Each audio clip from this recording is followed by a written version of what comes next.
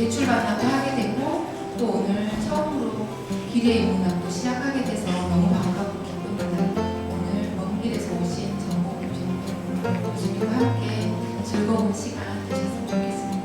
그리고 여기 안에서 우리 함께 배우는 입장이니까 서로 배려해야 되는 방역 수칙 꼭 지키면서 마지막 강의까지 다 함께 들었으면 좋겠습니다. 감사합니다.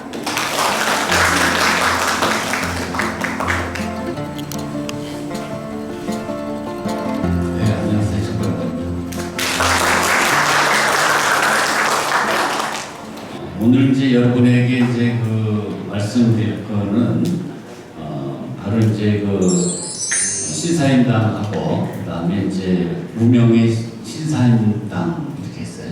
사임당들 이렇게 제목을 정했는데 그 이유는 이제 바로 이것 때문에 그렇습니다. 지금 여러분 보시면은 6명의 이제 이름이 이렇게 있는데 이 6명이 뭘 의미하는지 혹시 아세요? 아마 눈치는 채실 거예요. 이게 뭐냐면은 조선시대에 작품이 알려진 여리화가예요. 이 6명밖에 없어요. 이 사실 보면은 굉장히 엄청난 게 놀라운 숫자죠. 그리고 기록으로 보면 한 18명 정도까지 우리가 확인이 되는데 작품으로는 6명밖에 없어요. 그나마도 보면은 자기 이름을 갖고 있는 사람이 없죠. 전부 예를 들어 신사임당도 이제 당호고 매창호고 또 심지어는 뭡니까 이부인이잖아요. 이부인 이래서 우리가 조선시대의 여리화가의 존재는 굉장히 지금 6명의 이름이 보여지듯이 상당히 하여튼 굉장히 좀 실망스러운 그런 거예요. 그렇지 않아도 좀 여기 제가 대충 보니까 한 율곡이 한 5분 오시고 전부 다 사임당이신 것 같은데 아마 마음이 착착하실 거예요. 그러나 어쨌든 간에 우리가 엄격한 신분 사회에 상분 사회를 보여주는 이게 하나의 실상입니다. 그 가운데 이제 사임당이 가장 우리가 이제 많이 알려졌죠. 6명 중에 한 명이지만은 사실은 여러분이 어느 정도 알려졌냐면은 예를 들어서 율곡이의 어머니, 율곡이라는 훌륭한 학자를 낳은 어머니고, 그리고 또 이제 효녀고, 그리고 또 무엇보다도 훌륭한 또 예술가잖아요. 더욱 놀라운 거는 뭐냐면 여러분 지금 이제 보시는 것처럼 5만 원권에 딱 나오잖아요. 우리나라 가장 큰 집회에 이제 등장을 하고. 또 아들인 율곡이는 어디 나오죠? 어디 등장하죠? 5천원권에 등장하잖아요. 우리나라 집회가 몇 개 안 됐는데 모자가 뭐냐면 이 집회에 등장한다는 건 대단한 영광 아니에요.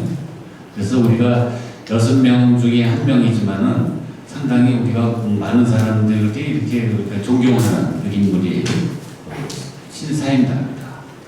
그런데 우리가 이제 신사임당 하면은 우리가 이제 화가 여리 화가이고, 그리고 또 뭘 잘 그리는 화가로 유명합니까? 예습을 안 해오신 거 아니네. 추충도잖아요, 그죠? 풀벌레 그림인데 사실은 또 우리가 기록을 보면은 풀벌레 그림은 후대에 나타나고 초창기에는 풀벌레 그림이 언급되어 있질 않아요. 주로 뭐냐면은 산수화, 포도도 이런 그림이에요.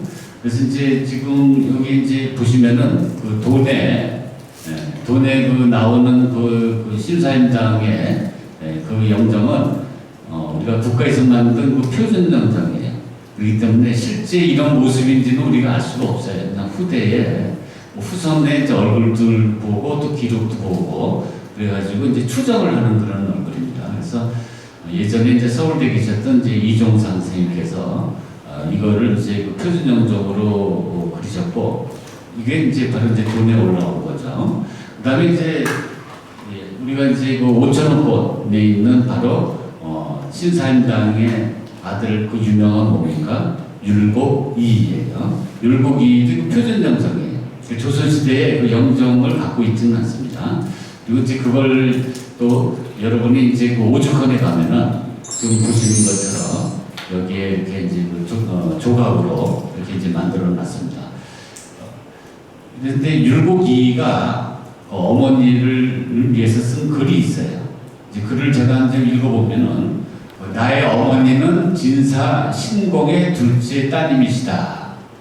그리고 이제 유년 시절부터 경전에 통하고 문장을 지으셨다.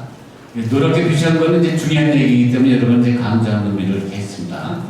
바느질에 능했고, 그 다음에 자수 실력은 지극히 정교했다. 그리고 이제 천성은 또한 온화하고 고상했고, 말수가 적고 행동은 신중했으며, 그리고 스스로 겸손하셨다.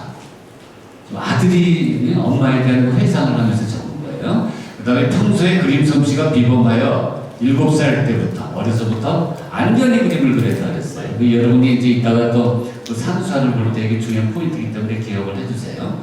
그 다음에 안견히 그림을 모방하여 드디어 산수화를 그리고 또 포도를 잘 그렸다.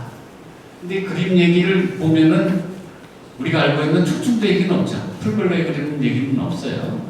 그 다음에 또 모두 세상에서 견줄 만한 이가 없다 했고, 그분이 그린 병풍과 족자가 세상에 많이 장난쳤다. 이거는 이제 율곡 선생의 문집에 나오는 겁니다. 그래서 우리가 보면은 여러분 지금 보시는 거가 신사임당의 산수도예요. 산수도 때 여기에 보시면은 이제 왼쪽에 시가 초서를 적혀 있습니다. 초서를 적혀 있는데 그거를 이제 해석한 게 이겁니다. 그걸 이제 읽어보면 갠 하늘 한 마리 기러기 멀리 날고, 여러분 이제 그 나오는 소재들을 주목해서 보세요. 기러기가 지금 어디 있나 한번 보시고, 그 다음에 이제 트인 바다의 외로운 돛담배, 더디네. 기러기는 여기 있습니다. 그 다음에 헌한 해도, 해가 보이죠? 헌한 해도 흘러가 저무려 하는데 푸른 물결 아득하여 기약하기 어렵다. 이 누구냐면 유명한 이태백이 시예요. 이런 그림을 우리가 뭐라 하냐면 시의도라고 해요. 그러니까 시를 가지고 당나라나 또는 송나라 시를 가지고 거기서 이제 영감을 받아가지고 그리는 그림이에요.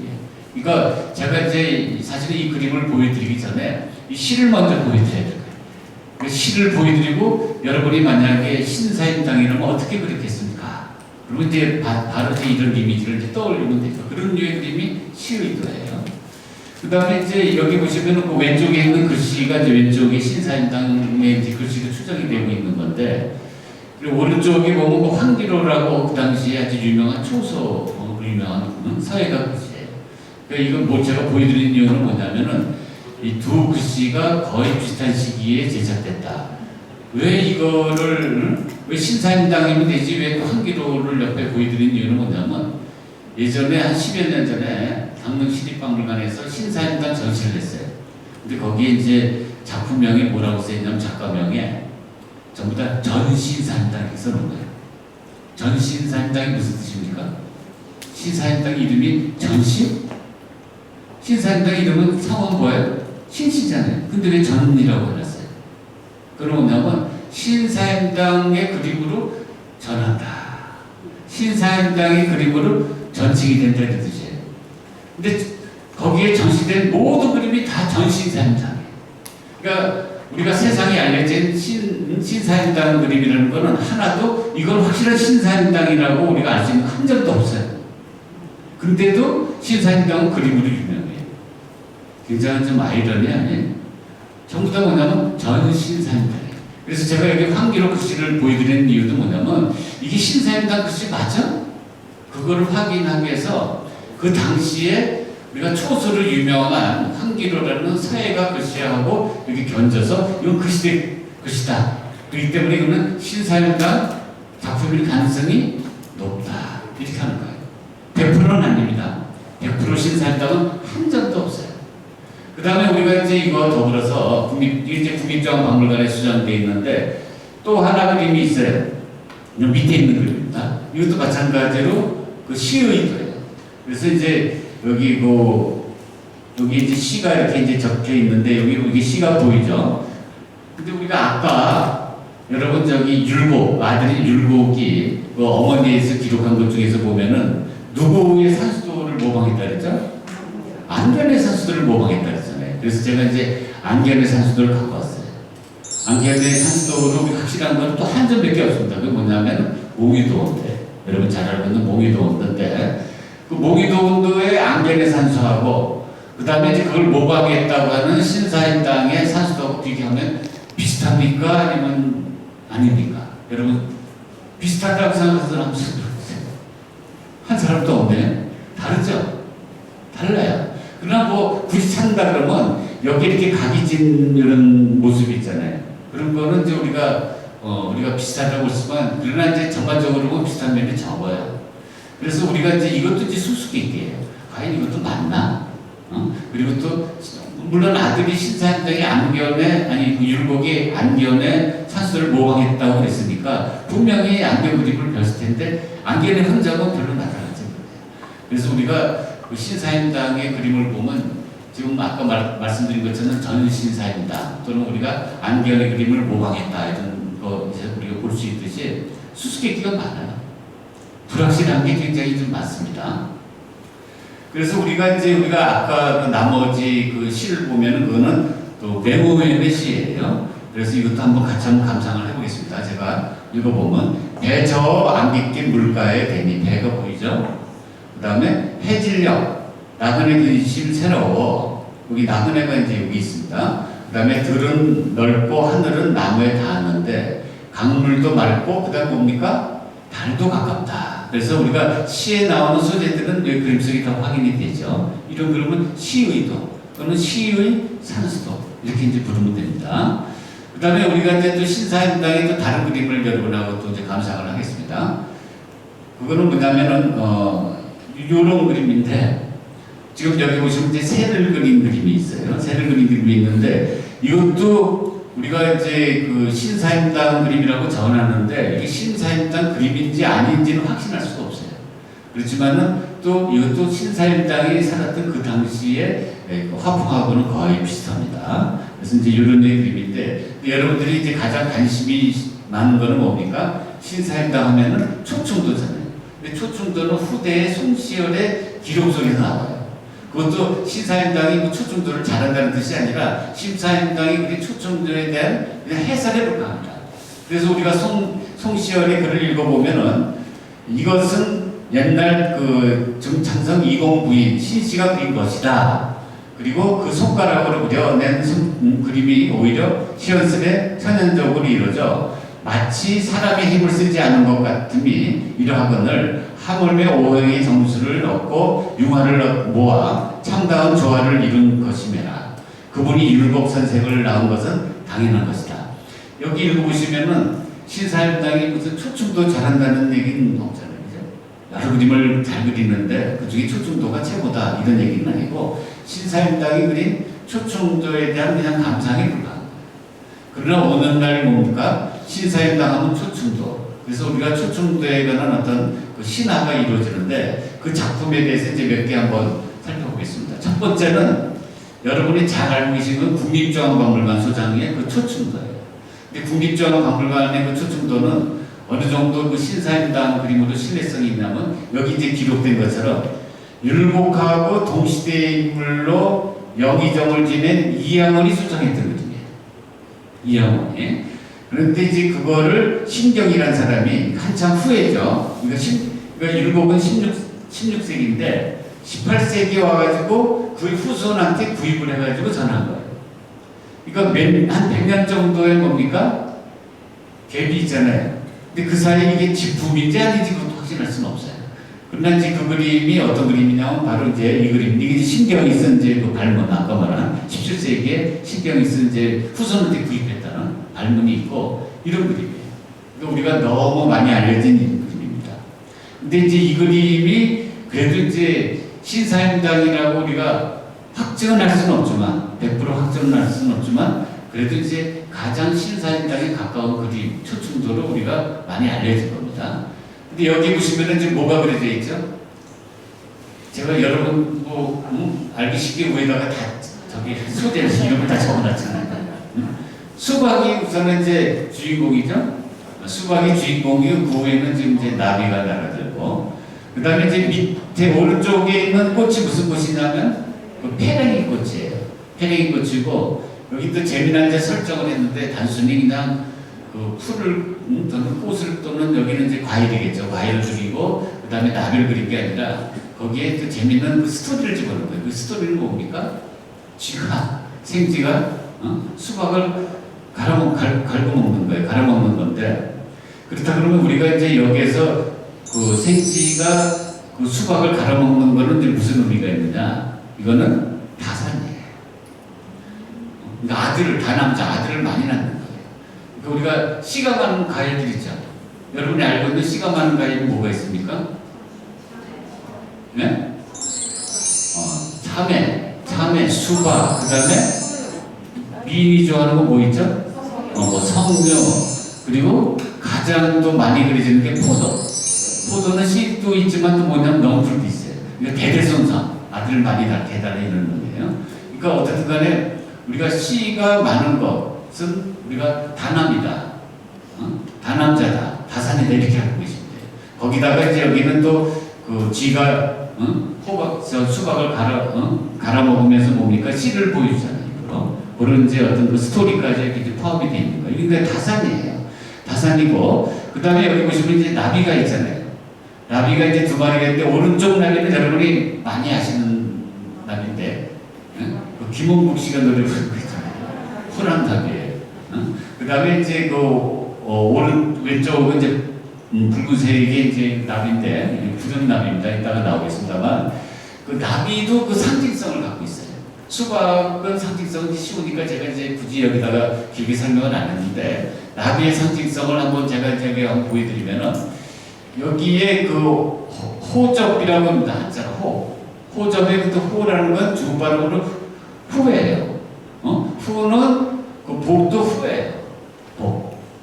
근데 중국에서는 발음이 뭡니까? 서로 이렇게 통하면은 이걸 그 예를 들어서 그 나비가 복이 되고 복이 또 나비가 되는 거예요. 이걸 우리가 펀이라고 하는 거예요. 이제 펀이라고 그러는데 그래서 나비라는 건 뭘 상징하냐면 행복, 해피니스 이렇게 생각하시면 돼요. 나비가 첫 번째 상징이. 그 다음에 이제 두 번째 상징은 뭐냐면은 여기 그 호접할 때 접자는 또 중국 발음하고 D하고 이제 발음이 같은데 이거는 80세 노인을 상징하는 거예요. 그러면은 저건 또 뭡니까? 이거는 장수. 호는 뭐라 그랬어요? 행복. 그리고 그다음에 이제 나비가 또 못하고 짝을 이루냐에 따라 가지고 또 상징도 달라져요. 예를 들어서 이제 우리가 신사임당 우리 초춘들처럼 참외하고 수박하고 같이 등장하면은 과질 면면이라고 해서 이건 자손이 대대손손 뭡니까? 번성하길 바란다. 그러니까 우리가 아까 봤던 초춘들은 뭡니까? 과질 면면이에요. 과질 면면. 그러니까 저기 그 후손들이 자손이 대대손손 이렇게 번성하길 바란다는 뜻이에요. 그 다음에 이제 여러분도 유명한 또 그림이 하나 있습니다. 고양이가 나비를 희롱하는 그림이 있는데 이따가 또 나올 겁니다. 그게 누구 그림이냐면 김홍도 그림이에요. 김홍도 그림인데 이럴 경우에 아까 고양이 또 묘자는 70세 노인을 또 나타내고 그 다음에 이제 이 고양이하고 나비가 있는 거는 70, 80 노인을 상징하기 때문에 아까 고양이는 몇 세라고 했죠? 저건? 아니 저기 고양이하고 나비는 몇 세라고 했죠? 이게 80세 노인이라고 했잖아요. 그리고 고양이는 70세니까 이것도 뭘 의미합니까? 장수예요. 이해하셨습니까? 그러니까 한마디로 얘기하면은 나비는 행복과 뭡니까? 장수 이렇게 생각하시면 돼요. 그래서 이제 다시 보시면 이게 이제 누구 그림이냐면 그 김홍도의 그 유명한 이제 그림이죠. 여기 보시면 고양이가 뒤돌아서 좀 나비를 뭡니까? 희롱하고 있잖아요. 근데 이거는 뭐냐면 아까 말한 것처럼 나비가 몇 세라고 그랬어요? 80세. 고양이가 몇 세? 70이에요. 그러니까 이 그림을 이제 그려놓으면 최소한 소장자는 70 내지 뭡니까? 80은 사는 거예요. 근데 요새는 이거 갖고 성이 안 차죠. 100세가 넘어가야 되는데, 최소한 100세는 확보가 되는데, 그러니까 요새는 이제 다른 상징으로 그리겠죠. 근데 조선시대는 70이나 80만 살아도 이거는 충분히 인생을 누렸다 생각하기 때문에 이게 이제 고양이가 나비를 이렇게 희롱하는 장면으로 나오는 거예요. 그렇기 때문에 우리나라 그림은 굉장히 우리가 겉으로는 굉장히 아름다운 이미지를 이렇게 띄고 있지만은 그 안에는 이런 상징성을 갖고 있다. 그게 이제 우리나라 그림의 가장 중요한 어떤 그 경쟁력 중에 하나입니다. 장점 중에 하나예요. 그 다음에 이제 우리가 아까 보시는 것처럼 이제 그 쥐가 이제 그 씨를 이렇게 이제 갉아먹고 있잖아요. 그래서 이거는 단순히 이제 갉아먹고 해서 이렇게 해야 한다는 뜻이 아니라 씨를 보여주면서 우리가 장수를 상징한다 이렇게 보시면 돼요. 여러분이 지금 이제 8곡이 나오는데 여기 나오는 이제 소재들은 다 해보셔야 돼요. 상징하고. 그 다음에 여기 보시면은 이제 가지가 우선은 이제 주인공이죠. 가지가 이제 주인공이고 위에 나비가 있는데 나비가 이제 흰색 나비가 있고 이제 파란색 나비가 있죠. 이게 무슨 나비인지 이따가 이제 설명을 드릴 겁니다. 요 밑에 있는 게 이게 그 배가 아니라 뱀딸기.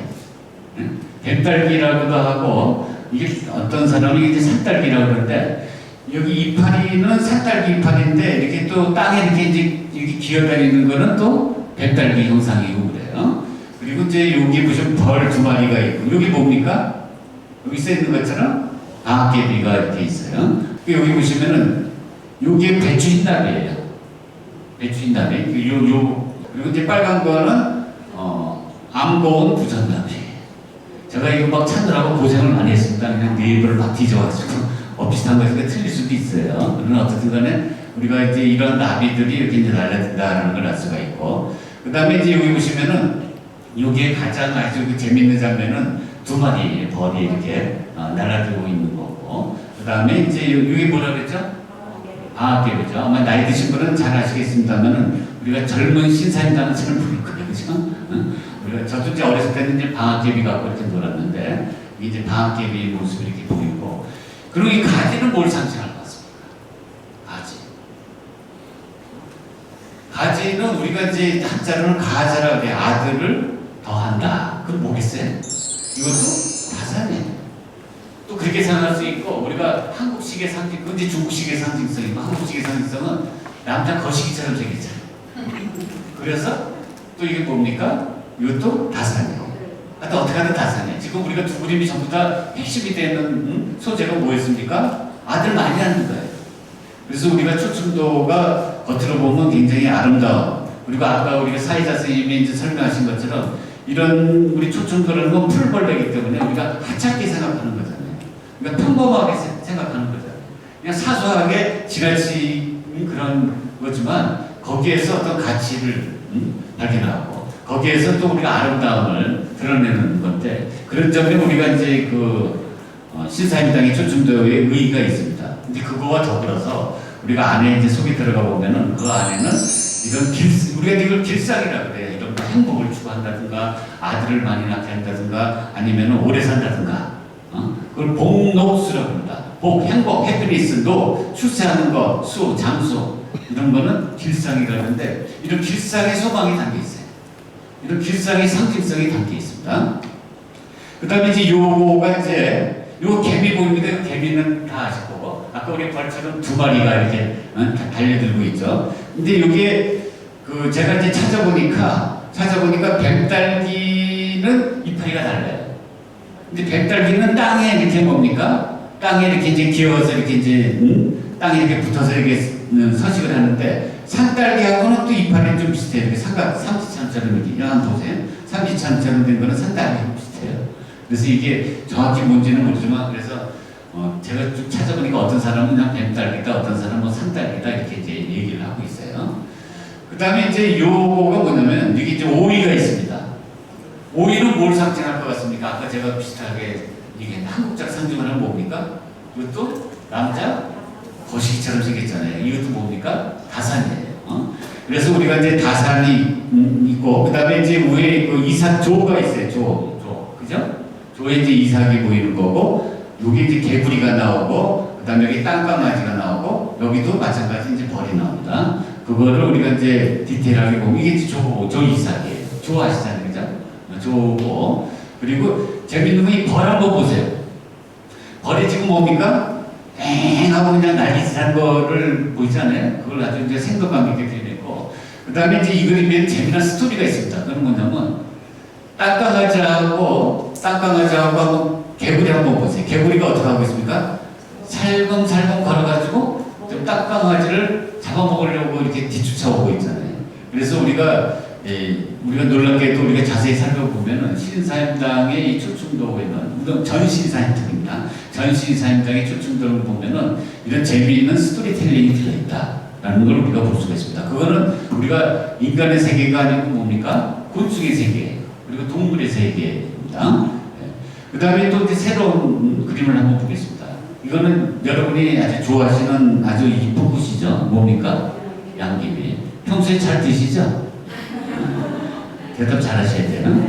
근데 이제 양귀비가 있고 이쪽에 뭐가 있습니까? 밑에 패댕이 있고 요거 뭡니까? 요거는 우리가 닭게장풀이라고도 하고 우리는 그냥 보통 달개비라고 그러잖아요. 그죠? 네, 달개비가 있고 그 다음에 여기에 이제 이 도마뱀이 있습니다. 도마뱀입니다. 파충류가 나오고 그 다음에 이제 장수 하늘소가 있어요. 장수 하늘소가 있는데 요거를 이제 보시면은 재밌는 거는 요게 그 아까 그 배추흰나비라고 했죠. 기억하세요?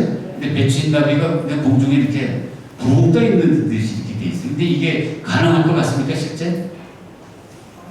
근데 가능해요. 제가 이거 배추흰나비고 이거 찾아보니까 이렇게 떠 있는 게 가능하더라고요, 나비가요.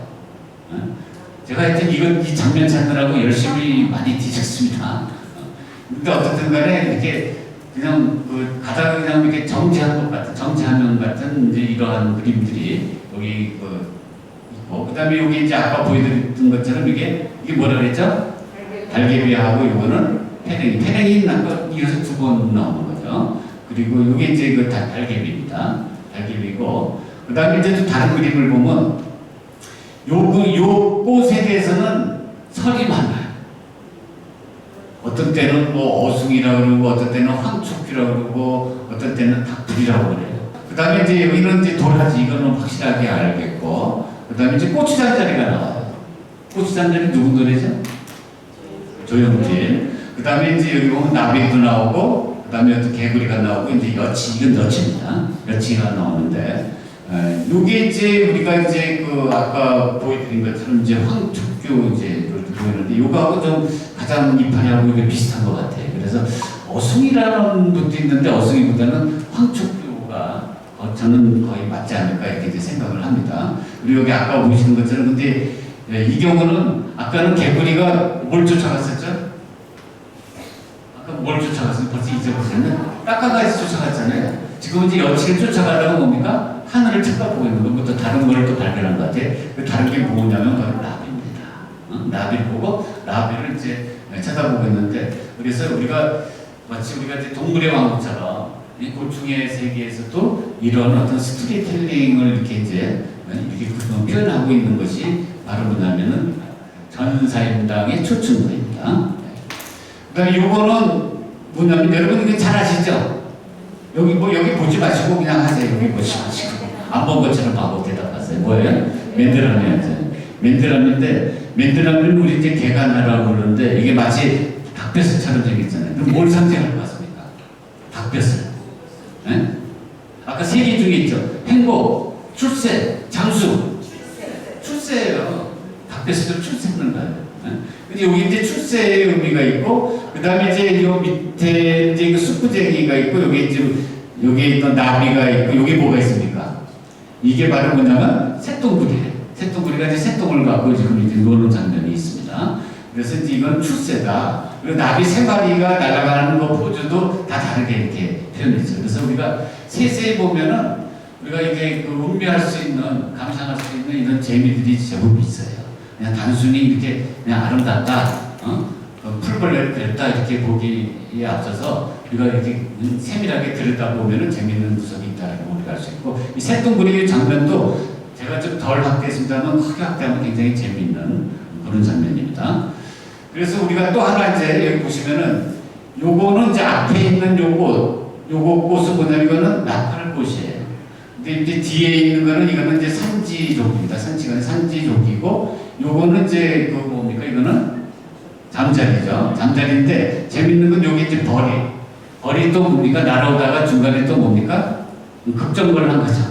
급정거를 하는 포즈가 재밌고, 근데 여기에 또 여기 보시면 이제 사마귀가 있어요. 근데 우리가 이제 확대해서 한번 보면은 이런 장면이 있고, 이 사마귀하고 포즈 보세요. 이 사마귀 포즈도 사마귀 포즈나 아니면 그 벌에 날아가다가 이렇게 스탑한 장면 이런 것들이 아주 그냥 재미있게 표현되는 이런 겁니다. 그래서 우리가 그 단순한 자연의 묘사가 아니다.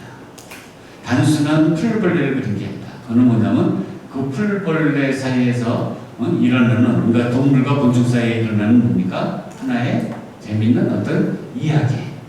나름대로 자기네들 곤충의 세계를 여기다가 펼쳐내고 있다. 그런 점에서 이 작품이 뛰어난 거예요. 이게 이제 신사임당이든 아니든 그 상관없이 이 작품이 우리에게 있어서는 많은 감동을 주는 작품입니다.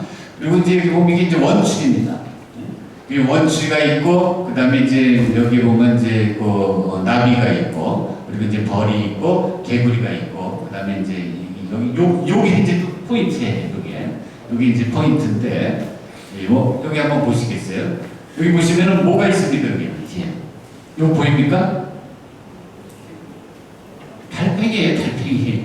잘 안 보이시죠? 여기 개구리가 있고 달팽이가 뒤에 쫓고 있죠? 근데 여러분 그 세상에서 우리가 가장 불가능하다는 걸 얘기할 때 어떻게 얘기하죠? 달팽이가 어딜 걷는다 그래요? 바다 걷는다. 달팽이가 바다 걷는 거는 불가능한 거예요. 근데 하여튼 무슨 이유인지 모르지만 달팽이가 지금 개구리를 쫓고 있는 겁니다. 그래서 이제 이런 장면이고, 그 다음에 또 더 재밌는 거는 여기 이제 뭐가 보입니까? 매미가 보이잖아요. 그래서 이런 매미나 원추리 이런 것들은 이제 출세하고 관계가 있는 겁니다. 그래서 이제 이런 여기 그래서 이제 우리가 정리를 해보면은 지금 그 초충도에 나오는 거, 전 신사임당 초충도에 나오는 건 꽃이 가장 많습니다. 꽃이 주인공이죠. 가운데 꽃이 딱 등장하잖아요. 근데 어떤 꽃이 있냐면 양귀비, 달개비, 황축기, 원추리, 나팔꽃, 산지조기, 맨드라미, 원추리예요. 그 다음에 이제 그 풀이 또 보이는데 풀은 뭡니까? 수박, 가지, 산딸기. 그 다음에 오이, 조. 그 중에서 오이하고 가지, 수박 이거는 주인공으로 나왔죠. 주인공으로 나왔고, 또 곤충은 땅강아지, 장수하늘소, 여치, 새똥구리, 사마귀, 개미, 벌나귀. 그리고 파충류, 동물도 보면 파충류, 도마뱀, 양서류, 개구리, 연체동물, 달팽이, 포유류는 생쥐다 이렇게 돼 있어요. 이게 뭐냐면 우리가 전사임당 초충도에 나오는 그런 소재들입니다. 소재인데, 그래서 우리가 이러한 소재들은 보통 그러니까 그 화가들이 잘 그리는 게 아니에요. 화가들이 만약에 동물을 그린다면 뭘 그리겠습니까? 쥐를 그린 게 아니라 뭐 호랑이를 그린다든가 아니면 뭐 용을 그린다든가 하죠. 그 다음에 이제 예술 꽃을 그린다 그러면은 여기 나오는 이런 꽃들이 아니라 무슨 꽃을 그리겠습니까? 뭐 모란을 그린다든가 아니면은 우리 여름에 많이 나는 뭡니까? 연꽃을 그린다든가 이런 걸 그리잖아요. 그럼에도 불구하고 그리고 곤충이나 풀 같은 건 잘 그리지도 않죠. 파충류도 그리지 않아요. 만약에 그 파충류를 그린다 그러면 상상의 동물을 뭘 그릴까? 용을 그리겠죠. 용이나 뭐 봉황 이런 걸 그리는데 이렇게 우리가 뭐냐면은 그 동물 중에서도 되게 중요한 동물을 그린 게 아니라 그냥 하찮은 동물, 하찮은 벌레, 하찮은 꽃 이런 걸 그린 게 초충도예요. 그렇지만 우리가 하찮고 사사하고 평범하고 있지만 그 안에서 나름의 어떤 재미있는 세계가 있고 그 나름의 뭐가 가치가 있고 그리고 아름다움이 있다. 이게 이제 여러분이 초충도를 이해하는 그 포인트입니다. 그러나 단순히 그런 하찮은 거의 가치, 사소한 거의 가치, 평범한 거의 가치만 있는 게 아니라 그런 하찮은 동물을 통해서도 뭐를 추구합니까? 행복을 추구하는 거예요. 그리고 또 뭡니까? 아들을 많이 낳게 하는 파산을 추구하고 그리고 또 뭡니까? 출세. 그러니까 아들을 많이 낳아서 출세를 시켰고 그 다음에 뭡니까? 오래 살기를 바라는 어떤 길상의 소망이 여기 담겨있다 이렇게 보시면 됩니다. 그 다음에 이제 우리가 그 신사임당의 초충들을 또 한번 정리하면은 여기 보시는 것처럼 가운데에 이렇게 집중이 되어 있죠. 이런 경우는 우리나라에서 굉장히 드문 경우예요. 그러니까 모든 것들이 전부 다 중앙, 한 가운데에 있어요. 그래서 우리가 중앙 집중시 구도가 있고 아까 말씀드린 길상의 상징성, 흥미로움이 있고 그 다음에 색채가 무엇보다 뛰어납니다. 그래서 우리가 신사임당의 초충도를 좋아하는 거는 이런 색채도 한 몫을 합니다. 그리고 여러분 여기 여기 보시면은 요 그림이 뭔지 아세요? 요 그림. 요 분명히 신사임당이 그랬을 건데 아까 여러분 그 저기 율곡이 그 어머니가 잘 그린 것 중에 첫 번째는 산수도 얘기하고 두 번째 뭐였죠? 기억나세요? 포도도예요. 이게 포도도예요. 바로 요게 포도예요. 밖에 보면 이 그림이에요. 근데 이 그림도 전 신사임당이에요.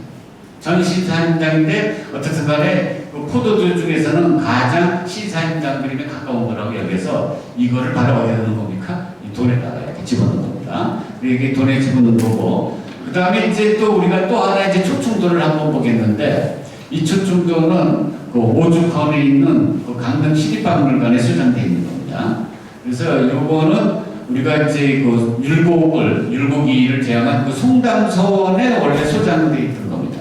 소장되어 있다가 이제 여러분 보시는 것처럼 이제 이런 연결해가지고 이렇게 전해지다가 나중에 여러분 그 이은상이라는 분이 이제 여기다 이제 제관을 쓰고 이거를 이제 보존하는 이런 거입니다. 이거 왼쪽이 바로 그 송담서원에 수장되어 있고 지금은 이제 그 강릉 시립박물관에 있는 거예요. 오른쪽은 우리가 아까 봤던 뭡니까? 국립중앙박물관에 수장되어 있는 거예요.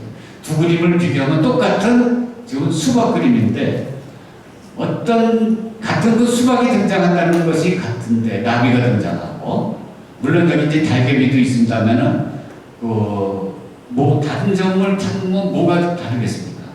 우선 그 조형적으로 볼 때 다른 점 어떤 점이 다르겠어요? 예? 크게 말씀해 주세요. 색채. 그렇죠. 색채가 좀 여기에 좀 약하죠. 그 다음에 두 번째 뭐가 있습니까? 그렇죠. 수박이 훨씬 더 이게 임팩트가 크잖아요. 여기 쪽이 훨씬 더 임팩트가 크죠. 이건 너무 이제 작게 표현하니까. 수박의 어떤 그 수박이 주는 그 이미지의 강렬함이 좀 약화되어 있죠. 그리고 이제 또 뭔가 그 오른쪽은 이 색채가 들어가서 그렇지 뭔가 좀 따뜻하고 그 다음에 명랑한 분위기가 이렇게 나죠. 이건 왼쪽은 좀 무거운 분위기가 나고 또 하나 비교해볼까요? 이거는 뭐죠? 맨드람이죠. 맨드람인데 여기 국립중앙박물관 맨드람이하고 그 다음에 왼쪽에 있는 우리가 이제 뭐 오죽헌 강릉 시립박물관에 있는 맨드람이 어떤 게 여러분의 마음에 듭니까? 오른쪽이 마음에 들죠. 그 이유는 아마 색채 때문에 그럴 거예요.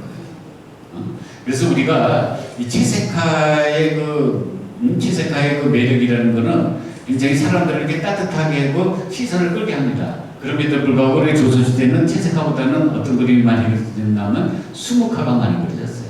거의 수묵화 시대였는데 우리가 신사임당이 만약에 오른쪽 그림이 맞다면 우리가 또 신사임당이 우리에게 또 뭡니까? 색채 아름다움, 색채 즐거움을 주었다는 걸 하나 더 추가할 수 있는 겁니다. 또 이런 그림이 있어요. 이것도 신사임당이 자수를 놓았을 거라고 이제 추정하는 겁니다. 시커멓게 보이잖아요. 검은 그 공간에다가 술을 놓았기 때문에 여기 왼쪽이 좀 보입니까? 이게 좀 밝아서 잘 안 보이지만 여기 왼쪽을 보면은 이제 똑같은 가지 그림이에요. 가지 그림인데 이 그림도 보면은 이거는 물론 사실적으로는 거의 이거보다 훨씬 더 뛰어납니다. 그러나 어떤 그림의 재미는 오른쪽이 더 난 거죠. 좀 잘 안 보이니까 그냥 설렁설렁 이렇게 넘어가겠습니다. 여기 또 지금 맨드라미가 여기는 뭡니까? 두 개가 있고 여기는 뭡니까? 하나가 있죠. 그럼 어쨌든 간에 우리가 나비가 뭐 날아다니는 모습을 보면은 굉장히 아주 명랑한 분위기가 나요. 그러니까 신사임당이 그 정서적으로도 이게 신사임당 그림이라고 맞다면은 정서적으로도 우리에게 굉장히 아주 그 따뜻한 그런 어떤 그 이미지를 주고 있다는 걸 우리가 볼 수가 있는 거죠. 그리고 이것도 원줄이라고 했죠?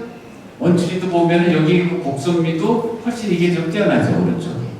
그러니까 우리가 어떤 게 진짜 신사임당인지는 모르지만 그러나 우리가 국립중앙박물관 그림이 우리가 작품성으로 보면은 가장 우수하지 않을까 이렇게 생각을 합니다. 그 다음에 이제 우리가 또 아까 율곡이가 신사임당에 대해서 얘기했을 때 어머니 얘기했을 때 어머니가 뭘 잘한다 그랬죠? 바느질 잘하고 그 다음에 뭐예요? 자수를 잘 놓는다 그랬잖아요. 그렇기 때문에 신사임당 그림으로 전하는 그림 중에서 자수가 이렇게 많아요. 자수가 그 중에 하나가 이겁니다. 그래서 이것도 이제 보물로 이렇게 지정이 되어 있는데 이런 그림이에요. 그래서 우리가 이거를 이제 시커멓기 때문에 그냥 이렇게 이제 여러분이 그냥 간단하게 이런 그림이 있다는 걸만 제가 보여드리고 넘어가고 또 하나 또 신사임당 그림으로 전하는 또 자수명풍이 있어요. 이제 국립중앙박물관에 있는데 여기도 뭐 하나 요거 양쪽에 있는 건 아닙니다. 하나 둘 셋 네 폭이에요. 네 폭을 보는데 이거는 초충도가 아니고 화전도예요. 그러니까 예를 들어서 이렇게 괴석이 있고 그 다음에 뭡니까? 꽃이 있고 그 다음에 이제 벌레가 있고 그러니까 국화하고 벌 이런 식입니다. 여기도 지금 괴석이 보이죠? 괴석은 뭘 상징합니까? 괴석은 우리가 다른 말로 뭐라 그러냐면 수석이라고 해요. 그 수가 뭐냐면 장수하는 숫자하고 같은 말이거든요. 그러니까 이거 괴석은 뭘 상징합니까? 이거는 장수를 상징합니다. 그래서 여기에 이런 꽃들, 나비도 있고 여기 모란도 있고 민들레, 나비 이런 자수가 있어요. 굉장히 아주 잘 흐른 자수예요. 그래서 이것도 신사임당 거다라고 이렇게 추정을 하는데 이건 확실치 않습니다. 그러니까 세상에 확실한 신사임당은 한 점도 없고 전부 다 뭡니까? 전신사임당 이렇게 이제 보시면 됩니다. 그다음에 후대에 지금 양귀비 그림을 그렸는데 이거 누구 영향을 받았을 것 같아요? 이거는 한참 그 19세기 그림이에요. 바로 뭡니까? 이것도 신사임당 그림을 보고 자기 나름대로 해석한 거예요. 근데 신사임당이 그린 양귀비하고 오른쪽하고 그 다음에 후대에 그 미나 작가가 그린 그 다음에 그 양귀비 그림하고 어떤 게 더 마음에 듭니까? 지금 주제가 신사임당이라면 무조건 신사임당 하신 거 아니에요? 여기 보시면은 가장 그 활달하고 동감 있는 거는 뭡니까? 왼쪽 그림이죠. 그러나 이제 신사임당 그러면 여기 보면 여기도 뭔가 여기 그 춤추는 느낌이 안 들어요? 여기도 좀 흥겨운 분위기가 좀 있어요. 흥겨운 분위기가 있는데 재밌는 거는 이제 이 경우를 보면은 여기에 양귀비가 등장하고 패댕이가 등장하고 그 다음에 여기에 이제 그 이게 무슨 꽃이죠? 갑자기 생각하는데 이 꽃이 세 가지가 있는데 무슨 꽃이죠? 제비꽃이 있죠. 근데 이게 또 보면은 다 이게 그 아무 꽃에만 달라질 수가 없어요. 예를 들어서 나비는 가장 주인공이 나비 큰 동물은 곤충은 어디로 갑니까? 양귀비를 차지하고 있어요. 그 다음에 벌은 뭘 차지하고 있죠? 벌은 패댕이 커. 그 다음에 여기 이제 벌레들은 뭡니까? 제비꽃이에요. 그래서 이것도 보면 약간 그 위계가 있어요. 그래서 우리가 이제 나비는 이런 가장 이제 그 주인공이 이제 이런 꽃을 이렇게 향유할 수가 있는데 이 경우는 여러분 보시면은 하여튼 두 개가 그 굉장히 하여튼 활달한 그림 그렇게 나쁜 그림은 아니에요. 여기 한번 보세요. 굉장히 하여튼 동적이고 아주 흥겨운 그림이에요. 그래서 여기 보면은 그냥 그 양귀비가 그렇지 않게 이쁜데 거기다가 뭡니까? 춤을 추면서 막 유혹을 하는데 나비가 그냥 지나갈 수가 없잖아요. 그러니까 막 달려들고 서로 이렇게 좋아하는 이런 모습을 표현하고 있습니다. 그 다음에 이제 우리가 그 주목할 거는 뭐냐면은 아까 말씀드린 것처럼 그 신사임당을 비롯해가지고 우리가 작품을 알 수 있는 여류화가 몇 명이 된다 그랬어요? 6명밖에 안 돼요. 굉장히 아주 작은 숫자고 실망스러운 숫자인데 그렇다고 그러면은 우리 그 여성들은 그냥 그림이나 예술적인 활동을 안 하고 그냥 있었느냐? 그게 아니에요. 그러니까 이름이 없는 무명으로 많은 활동을 했습니다. 그래서 무명의 사임당이 그렇게 많고 그 무명의 사임당이 그린 어떤 그 예술적인 작품, 그 주로 이제 생활용품인데 그런 굉장히 뛰어난 예술 세계를 보여주고 있어요. 그래서 제가 제목을 뭐라고 했습니까? 신사임당과 무명의 사임당이라고 정한 거예요. 그 시를 빼고. 근데 놀랍게도 그 무명의 사임당들이 주로 뭐냐면 또 강릉에 또 많아요. 강릉에 그러니까 신사임당이 고향이 어디입니까? 오죽헌이잖아요. 강릉 오죽헌인데 바로 그 강릉에 신사임당의 후예들이 19세기에 그린 그 자수들이 있어요. 그걸 우리가 뽀뽀라고 그러고 그 다음에 강릉자수라고 그러는데 그걸 여러분들이 한번 보여드리겠습니다. 이름이 이거예요. 감탄이 별로 안 나오시네? 응? 강릉에 가면 마술가 나오는데 근데 여기 이렇게 보시면 이게 뭘 그린 것 같습니까? 뭐가 보입니까? 이거 뭐 같아요? 이거 세제 같은 거 하기도 그 다음에 요거는 뭐예요? 요거는 이게 벌이고 요건 뭐예요? 나비고 요거는 똑같은 하기도 세죠. 무슨 세인지 우리가 알 수 없지만 그 다음에 요 꽃은 뭡니까? 이게 삼지창처럼 된 요거는 뭐냐면 색깔이 되고 이거는 모란꽃이에요.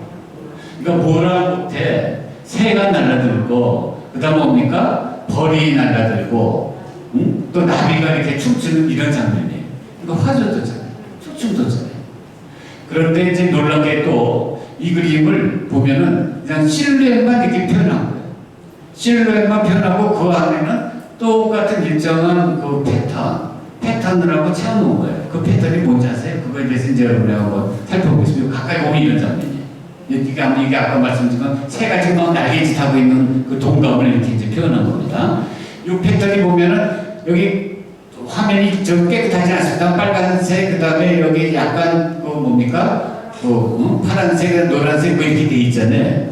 이게 뭐냐면은 바로 오방색의 색이에요. 오방색. 이거 이제 오방색이 뭔지 여러분하고 이제 잠깐 한번 공부를 하겠는데, 여러분 그 귀신이 나타날 때 어떻게 나타나죠? 귀신이 나타날 때 바람이 한번 싹 불고 그다음에 귀신이 출현하잖아요. 이게 귀신의 출현 방식이에요. 그래서 이제 예전에 보면은 우리가 동서남북 중앙에 다 그 바람신이 있어요. 풍신이 있어요. 그래서 동쪽 우리가 동방이라는데 동방에는 뭐가 있습니까? 동방 신기가 아니라 동방 풍신이고, 그 다음에 서쪽은 서방풍신, 남쪽에는 남방풍신, 서쪽에는 서방풍신, 북쪽에는 뭡니까? 북방풍신, 그 중앙에는 중앙풍신이에요. 중방풍신이에요. 그럴 때 바로 이 동방 신기간이 동방풍신이 청룡이에요. 그러니까 청룡이 바로 지키고 있는 거예요. 그러니까 청룡이 나타날 때 뭐가 불겠습니까? 바람이 싹 부는 거죠. 그 다음에 이제 그래서 풍신이에요. 서쪽에는 뭡니까? 백호, 남쪽에는 주자, 그 다음에 북쪽에는 현무, 그리고 가운데는 뭡니까? 중앙에는 황룡. 다 외우셨어요? 네. 이거 외우세요. 그 다음에 진도가 나갑니다. 다시 한번. 동방에는 뭡니까? 청룡, 그 다음에 서방에는 백호, 남방에는 주자, 북방에는 현무, 중앙에는 황룡이라는 상서른 동물, 서수가 있는 거예요. 서수가 지키고 있는 거예요. 근데 이 동물들은 다 뭐냐면은 색깔을 갖고 있어요. 각기 나름대로 독특한 자기의 색깔을 갖고 있어요. 그 청룡은 무슨 색깔이겠어요? 청룡은 청이라는 말이 나오듯이 뭐예요? 청색이에요. 근데 실제는 녹색이에요. 그러니까 녹색이나 청색이에요. 그 다음에 백호는 무슨 색이겠어요? 암시하듯이 백색이에요. 흰색이에요. 그 다음에 주작은 주색이 무슨 색입니까? 빨간색. 그 다음에 이제 현무는 검무련하니까 이게 뭐예요? 검정색. 그 다음에 여기 다 써있네요. 옆에. 황룡은 뭐예요? 황색이 누런색이에요. 이게 오방색이에요. 이게 가장 기본이 되는 색이에요. 그래서 우리가 고대에는 색깔이, 세상의 색은 전부 5가지 색깔로만 우리가 표현했어요. 모든 걸 5가지 색깔밖에 표현 못했어요. 그래서 이게 이제 오방색이고 가장 이제 기본이 되는 색인데, 예를 들어서 우리가 고구려 공덕을 보면은 여기 중앙에 있는 뭡니까? 황룡이 무슨 색? 황색입니다. 그 다음에 이제 여기에 그 오른쪽에 있는 건 동쪽이에요. 동쪽이 무슨 색이라고 했어요? 동쪽은 네? 청색이죠. 그 청룡이고, 그 다음에 이제 서쪽을 지키는 거는 뭡니까? 백호고, 그거는 백색이고, 그 다음에 여기 이제 주작이에요. 여기 이제 남쪽에 있는 건 뭡니까? 빨간색 주색, 주작이 지키고 있고, 그 다음에 뭐예요? 현무요. 바로 검은색이에요. 이 5가지의 상서른 동물이 지키면은 완벽한 뭡니까? 이게 호위가 되는 거예요. 그래서 이걸 지킬 수 있는 사람은 누구냐면은 황제급, 왕국 황제급이에요. 그래서 이 5가지 동물이 지킨 무덤이 지금 완벽하게 지켰습니까? 아니면 이게 다 털렸습니까? 그래서 우리가 다 알고 있잖아요. 털려가지고. 그러니까 세상에 완벽한 건 없죠. 그런한테는 우리가 가장 이게 완벽한 거라고 생각을 했습니다. 그러니까 마치 이거와 똑같은 거예요. 그러니까 오바마 같은 게 있으면 주변에 누가 있어요? 경호원들이 있잖아요. 이런 경호원 같은 역할을 하는 게 바로 아까 얘기했던 바로 뭡니까? 황룡, 청룡, 주작하는 우리 사실 오신이에요. 엄격하면 오신이에요. 이해하셨습니까? 네. 지금 여기는 지금 40몇 개 안 되잖아요. 위에도 지켜야 되시네. 응? 위에는 아마 헬리콥터가 날아다니겠죠. 그래서 이제 오신 이렇게 이제 되는 겁니다. 그래서 이제 요건데 우리가 이런 색깔 다시 한번 정리하면은 이렇게 그 오신에 갖고 있는 이 색깔이 이게 오방색이고, 우리가 이제 오방색을 사실은 조선시대까지 굉장히 끝까지 지킨 나라예요. 그래서 예를 들면 이걸 한번 보세요. 이게 아까 뭐라고 했냐면 동쪽을 지키는 뭐라고 그랬죠? 청룡이에요. 청룡인데 청룡이 우리가 이제 이런 얼개 속에, 이런 꽃이 있는 얼개 속에, 얼개에서 위에서부터 이렇게 내려오고 있는 이런 장면입니다. 근데 얼굴 한번 볼까요? 이 청룡 얼굴입니다. 이 청룡 얼굴이 이게 이제 뭡니까? 혀예요. 혀를 마치 우리가 서기를 내뿜듯이 이렇게 길게 내뿜은 거고, 그 다음에 이제 눈에도 보면 이렇게 이제 위에 이렇게 더듬이가 위에 이렇게 있는 거예요. 눈도 무슨 우리가 가면 쓴 것처럼 이렇게 돼 있고, 목 한번 보입니까? 목이 굉장히 가늘죠. 가늘면서 그 위에 뭐가 있습니까? 이게 불꽃 보입니까? 불꽃이 있다는 건 이게 상스러운 동물이라는 뜻이에요. 그러니까 상스러운 동물이기 때문에 이런 화형 불꽃을 여기다 표현합니다. 근데 제가 이걸 보여드리려는 게 아니라 꼬리예요, 꼬리. 성룡의 꼬리인데 꼬리가 한 가지 색으로 안 돼 있죠. 여러분 보시면 몇 가지 색으로 돼 있어요? 여기 잘해보면 검은색, 그 다음 뭐가 있죠? 노란색, 파란색, 빨간색 이렇게 돼 있잖아요. 이게 기본, 그 다음에 요 선도 마찬가지. 선도 한 가지 색이 아니죠. 몇 가지 색이에요? 세 가지 색이에요. 검은색, 노란색, 뭐예요? 빨간색이 돼 있어요. 색띠로 표현하는 거예요. 왜 그럴까요? 한 가지 색으로 표현하지 않고 청룡이면 그냥 청색으로 표현하면 되잖아요. 왜 그러냐면은 우리가 이 다섯 가지 색으로 하면은 이게 표현할 수 있는 게 한계가 있잖아요. 근데 이걸 색띠로 표현하면 뭡니까? 이게 화려무비하게 표현할 수 있는 거예요. 이거를 화려하게 표현할 수 있는데 예를 들어서 그게 우리 뭐냐면 색동의 효과라는 거예요. 만약에 이게 노란색 한 조물이면은 그냥 색깔이 단조롭잖아요. 근데 거기에 우리가 오방색으로 해가지고 뭡니까? 여기에 색띠를 해가지고 색동으로 표현하면은 굉장히 화려한 느낌이 들잖아요. 이런 장식성이 강화되는 거예요. 그래서 우리가 다섯 가지 색깔로 세상을 표현하지만 그거를 이렇게 화려하게 표현할 수 있는 방법은 그 색동이다. 근데 이 원리를 어디서 얻었을까? 바로 뭡니까? 이거는 무지개 아니에요? 무지개예요. 근데 재밌는 건 무지개를 서양 사람들은 몇 가지 색으로 보죠? 7빛깔 무지개잖아요. 우리는 몇 가지를 봅니까? 5색빛깔 무지개. 우리 세상을 모두 뭡니까? 5가지 색깔로 보는 거예요. 그래서 이러한 어떤 색띠의 이제 표현이 있는데 예를 들어서 우리가 조선시대에 우리가 개불 불화를 한번 볼게요. 불화를 보면은 부처님의 어떤 장엄, 위엄을 높이기 위해서는 예를 들어서 우리 구름이 등장한다든가 아니면 뭐 광이, 빛이 등장한다든가 뭐 꽃이 등장한다든가 여러분 정품에서 지금 세 가지 뭐라고 했습니까? 부처님의 위엄을 높이기 위해서는 빛이 막 비친다든가 몸에서 아니면 그 주변에 구름이 이렇게 들이우진다든가 아니면 꽃비가 막 내린다든가 이렇게 표현하거든요. 지금 이거는 뭐겠습니까? 세 가지 경우 중에서 뭡니까? 이거는 빛이에요. 빛은 우리가 광휘라고 합니다. 근데 이거 빛을 보면 빛도 뭡니까? 이것도 뭐예요? 아까 보셨던 그 색동처럼 아까 보셨던 뭡니까? 무지개처럼 색띠로 되어 있지 않아요? 그러니까 우리가 이 색띠로 해가지고 이렇게 화려하고 무배하게 표현하는 거는 이미 고렸을 때부터 이렇게 나오는 전통이에요. 근데 이 얘기를 이제 제가 왜 하는지 이제 잘 보세요. 여기도 보면은 이게 미나예요. 바위인데 이 바위를 한번 보세요. 이거 이제 국화가 있고 이거는 완전히 뭡니까? 우리가 신사임당이 척청도 같은 이제 그런 그림 있잖아요. 그런 그림인데 바위를 보면은 이 바위가 어떻게 돼 있어요?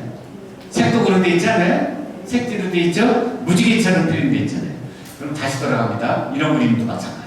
이렇게 우리가 실제 이런 꽃이 없잖아요. 이렇게 컬러풀한 꽃이 없잖아요. 근데 여기 보면 노란 꽃, 노란 잎, 그 다음에 우리가 검은 잎, 파란 잎, 녹색 잎 이렇게 나오는 잎, 빨간 잎 나오는 잎은 뭐냐면 이거는 오방색으로 표현한 거예요.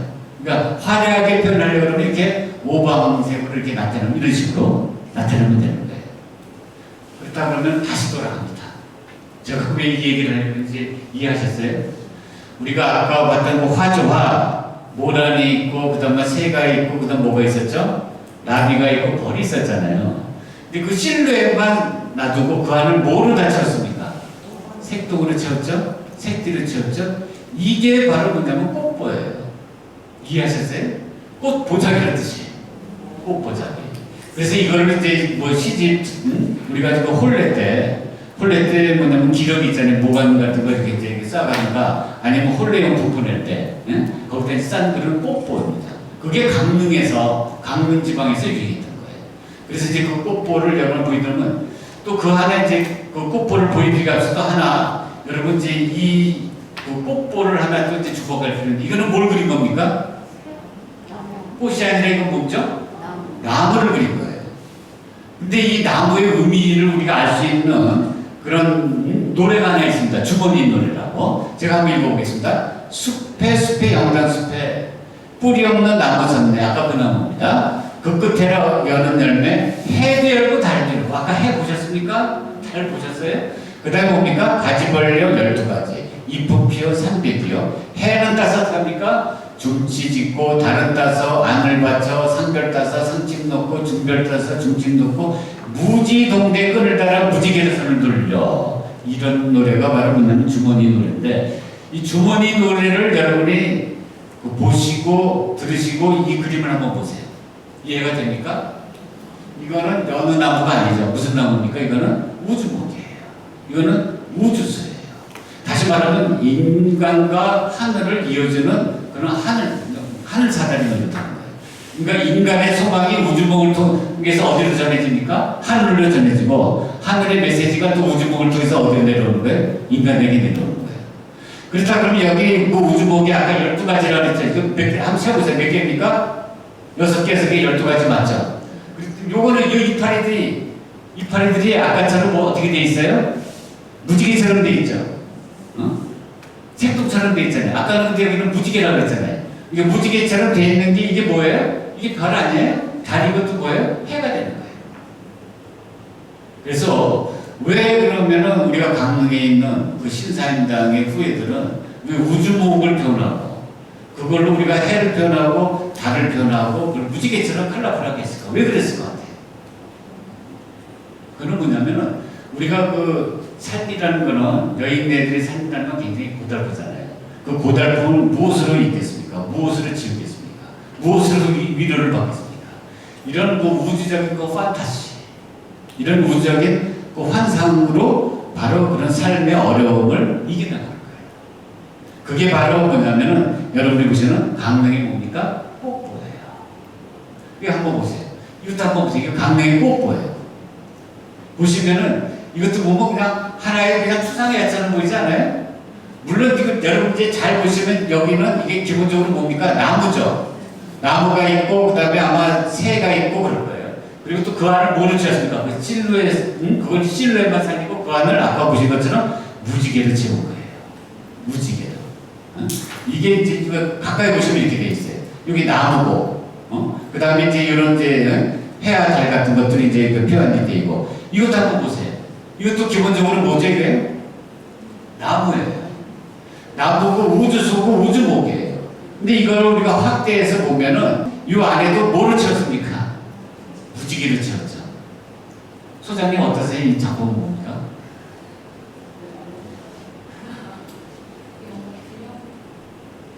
근데 굉장히 환상적인 느낌이 들지 않아요? 굉장히 화려하고. 선생님은 어떻게 생각하세요?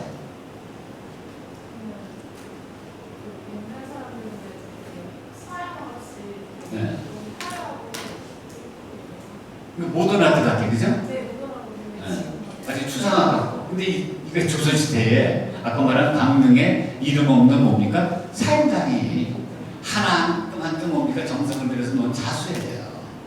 왜냐하면 이건 정성을 들일 수밖에 없는 게 이걸 이제 자기 딸이나 자기 아들 시집 보낼 때 뭡니까? 그 기러기를 써야 되고 혼수용품을 보내야 되잖아요. 그러니까 얼마나 정성을 들였겠어요. 근데 거기에는 우리가 놀랍게도 이런 어떤 그 추상적인 이런 판타지가 있다는 거. 그래서 우리가 강릉자수는 이건 세계적으로 자랑하는 거예요.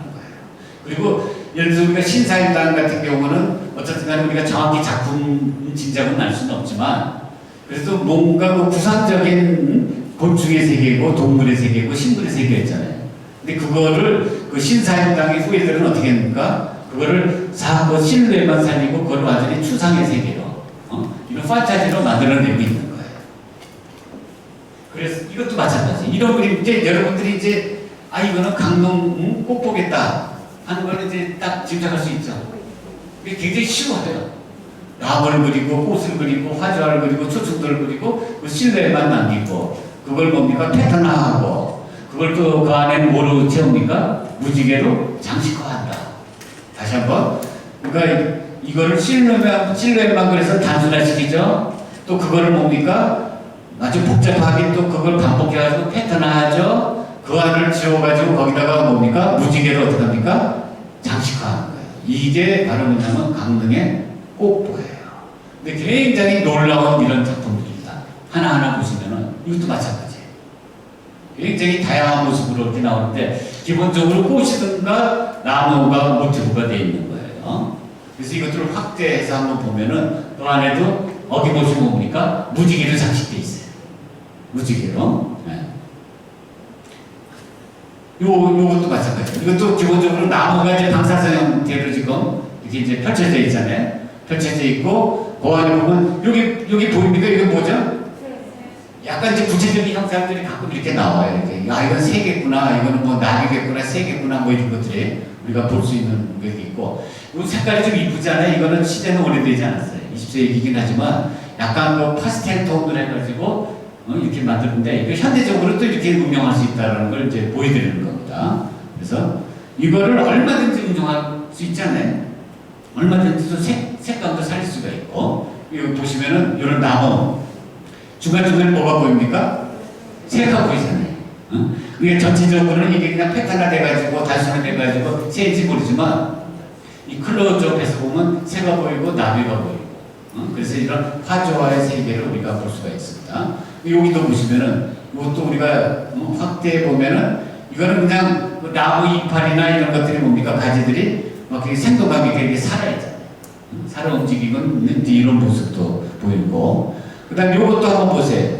이것도 보면 확대해 보면 뭐 재밌는 게 나타날 것 같잖아요. 여기 보시면 새가 있고 이런 이제 그 나무가 있고 이런 것들 그리고 이것도 마찬가지. 이제는 여러분이 이제 제가 굳이 설명 안 하더라도 이거는 꽃보다 아주 쉬워요. 강릉의 꽃 보는 게 굉장히 쉽고 또 확대해 보면 재미있는 뭐가 보이죠? 새 두 마리. 새 두 마리가 지금 뭐 하고 있어요? KISS를 하고 있어요. 뽀뽀는 일본 말인가 아세요? 예전에 그 뽀뽀뽀라는 프로그램 있었잖아요. 막 국어학자가, 제가 아는 국어학자가 막 그거 갖고 이건 항해됐다. 아니, 실제로 제가 찾아보니까 일본말은 뽀뽀 이렇게 나와요. 우리말은 뭔지 아세요? 쪽쪽. 쪽쪽쪽으로 해야 되는데 뽀뽀. 이건 쪽쪽입니다. 뽀뽀가 아닙니다. 그 다음에 여기 이제 새가 이렇게 두 마리씩 항상 우리는 뭡니까? 쌍으로 나와요. 쌍으로 나와가지고 어떤 부부와 얼마나 부부간의 관계가 좋았을까요? 나빴을까요?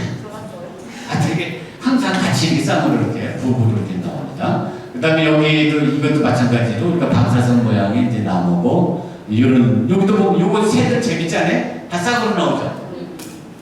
쌍으로 나오는데 이거 한번 보세요. 이거는 지금 무슨 쎄쎄쎄 하듯이 이렇게 이제 손을 붙잡고 있어요. 그러니까 마찬가지로 아까처럼 이제 입을 맞춘 건 아니고 여기는 이제 손을 맞추고 있는 재미난 또 이런 것들이 나오는데 그러나 기본적으로 뭡니까? 우주복이에요.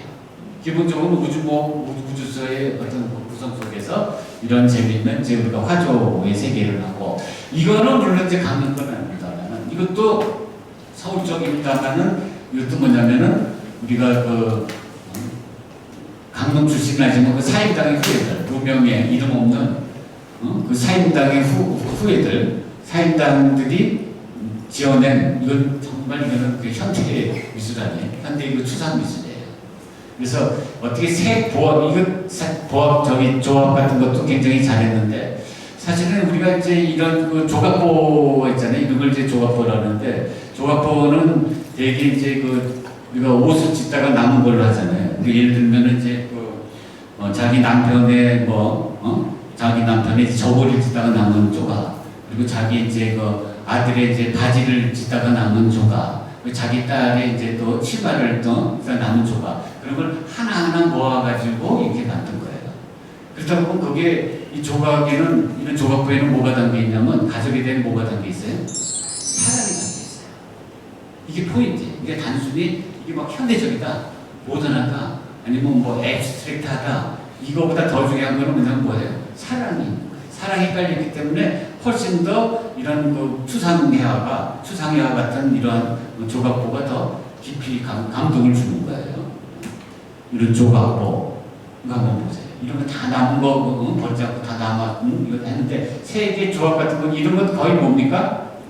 요새 그 현대 회화를 얘기하면 뭡니까? 거의 보색되게 하는 거예요. 젊은 사람 얘기란 뭡니까? 깔맞춤을 피하는 칸이에요. 같은 계통이 아니라 서로 다른 색으로 이렇게 조합하는데 이 정도로 굉장히 아주 생동감 넘치는 이런 색채 감각을 갖고 있는 게 우리의 아까 말한 무명의 뭡니까? 무명의 사임당들이에요. 이것도 마찬가지죠. 굉장히 아름답지 않아요? 이거 어떻게 이런 발상을 했는지 이게 무슨 현대미술 교육을 받은 사람도 아니고 무슨 홍대미대 나온 것도 아니고 서울특미대 나온 것도 아닌데도 불구하고 어머님한테 배운 거 아니에요. 그냥 자연한테 배운 거지만 이게 뛰어난 예술을 보여주고 있는 거예요. 그래서 우리가 미나 보면은 이런 패턴들이 꽤 많습니다. 그 패턴들이 이렇게 많은데, 예를 들면 이제 제가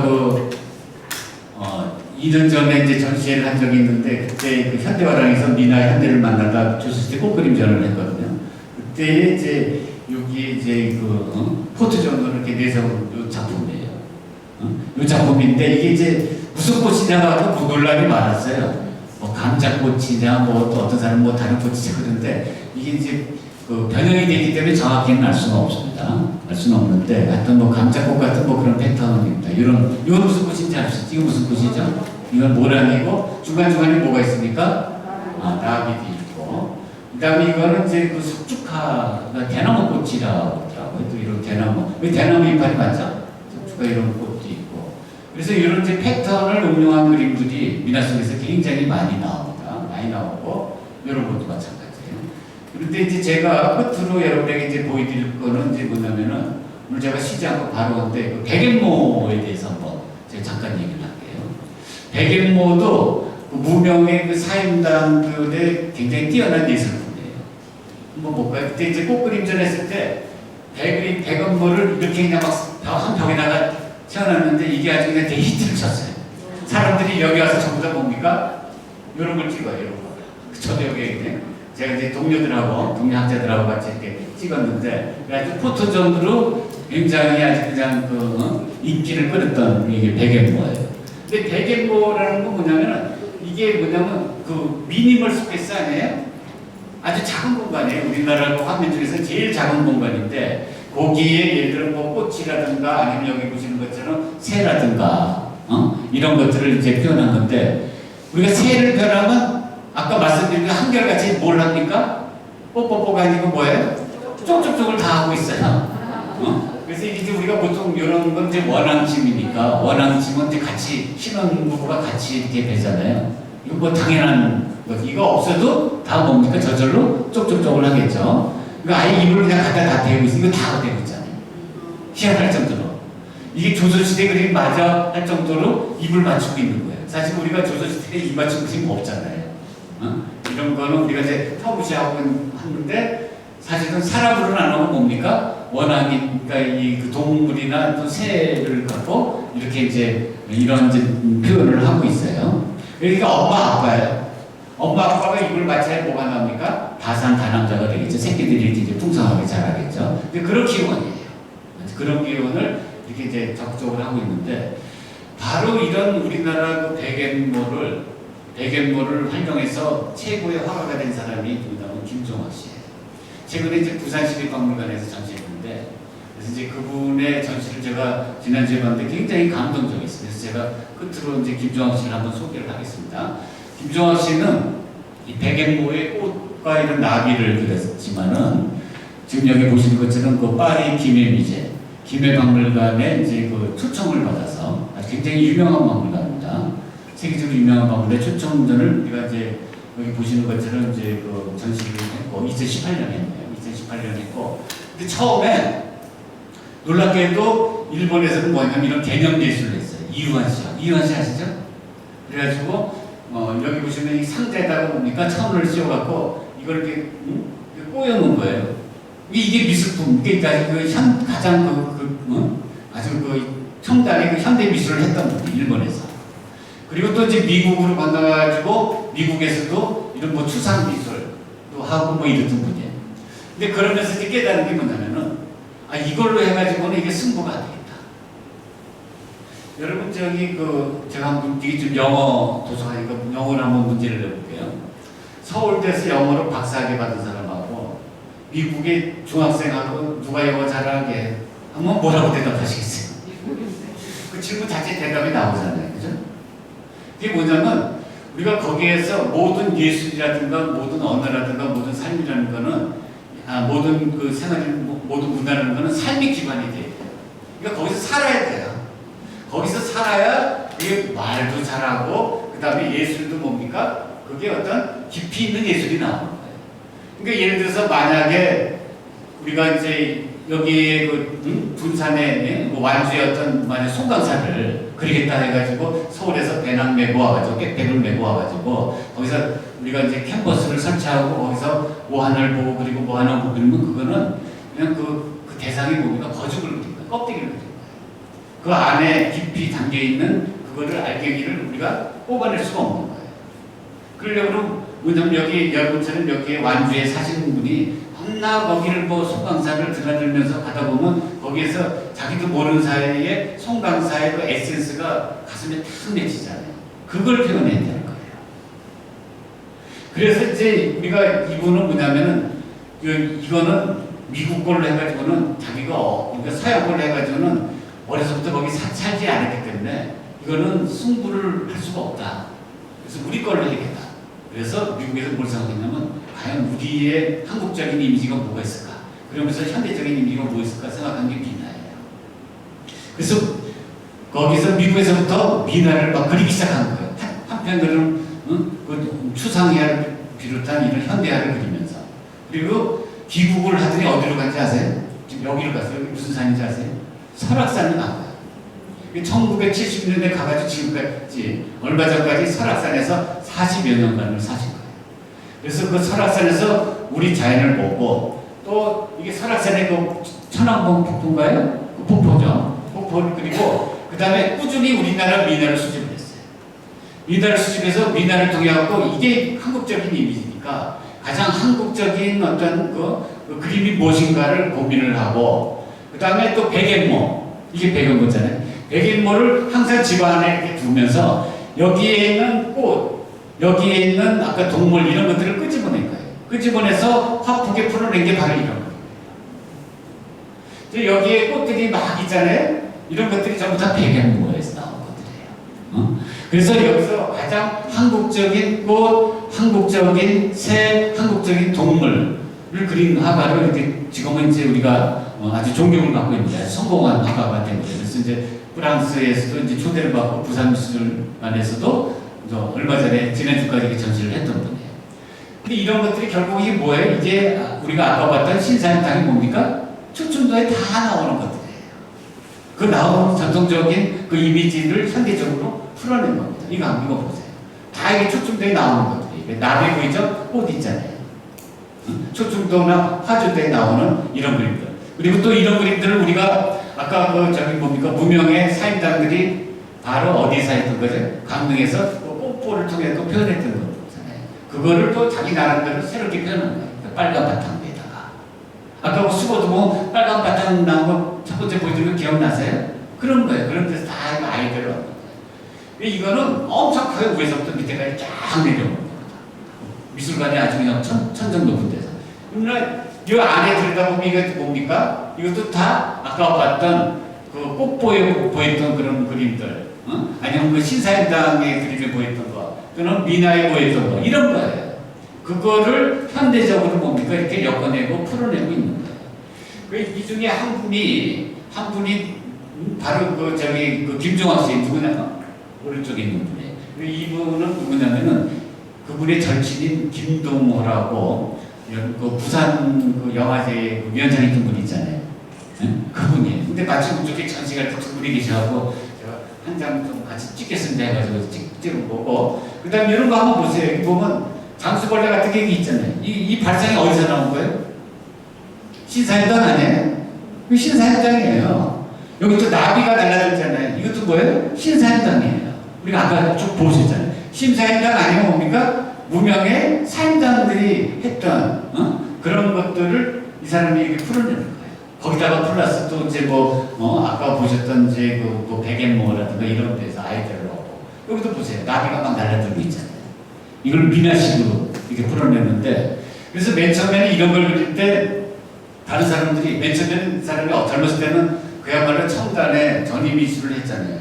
그러다가 갑자기 막 설악산에 와가지고 이런 걸 그리니까 혹시 주변에서 타락한 화가 아니야? 또는 나고된 화가 아니야?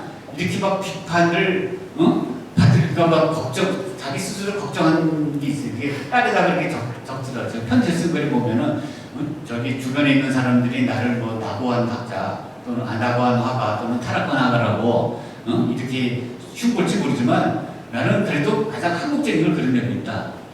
그래서 오히려 어설프게 서양 거를 하지 않고 뭡니까? 한국적인 걸로 접근해가지고 성공한 화가예요. 그래서 이분은 여성이 아니지만 뭡니까? 바로 이제 이분입니다. 여성이 아니지만은 그래도 우리가 그리고 무명은 아니지만 우리가 그 무명의 신사임당 그리고 무명의 사임당이 했던 전통을 아주 그냥 성공적으로 개선한 현대화가다. 이렇게 이제 볼 수가 있는 거죠. 그래서 오늘 여러분에게 이제 그 말씀드린 그 요점은 제목이 뭐였습니까? 신사임당과 무명의 사임당. 그래서 우리나라 그 여성들은 지금 신사임당도 그렇고 무명의 그 사임당도 그렇고 보시면은 굉장히 예술적으로 뛰어난 DNA를 갖고 있어요. 그러나 이제 우리가 조선시대의 그 극심한 그 신분 차별에 의해 가지고 그거를 자기 이름을 걸고 뭡니까? 활동을 못했던 거예요. 못했지만은 이런 어떤 그 생활의 어떤 우리가 규방문화라는 그 생활의 그 용품, 보자기라든가 이런 생활용품을 통해서 그 재능을 한껏 풀어내고 있는 거예요. 한껏 펼쳐내고 있는 거예요. 그런데 그 재능이 결국은 오늘날 와가지고 그런 것들이 어디로 온 줄 아세요? 미나로 온 거예요. 그래서 요새는 미나 교수들이 엄청 많잖아요. 근데 제가 깜짝 놀란 건 뭐냐면은 제가 미나 전공에서 이렇게 이제 작품을 이렇게 들여다보면은 작품 솜씨들이 굉장히 뛰어나요. 특히 예를 들어서 우리가 미나 배운다 그래가지고 한 달도 안 된 사람이 모란꽃을 막 그려요. 모란꽃을 그려가지고 자기 집에다가 다 펼쳐놓거든요. 그럼 저보고 이제 교수님 와서 좀 봐주세요 그래요. 딱 보면은 제가 첫 마디가 뭔지 아세요? 혹시 저기 김홍도의 조카구나 사임당의 사촌 아닙니까? 그래요. 근데 그건 듣기 좋은 말을 하는 거지만은 실제로 그 정도의 솜씨를 갖고 있어요. 그러니까 우리나라 사람들이 굉장히 예술적인 뛰어난 그 DNA를 갖고 있다라는 것을 요새 최근에 미나를 그림 통해서도 알 수 있고 우리가 또 그 거슬러 올라가면 뭡니까? 무명의 사임당들을 통해서 알 수 있고 또 거슬러 올라가면 누굽니까? 바로 오늘의 주인공인 신사임당이 있는 것입니다. 그래서 오늘의 신사임당과 그 다음에 무명의 사임당들은 이것으로 마치겠습니다. 감사합니다.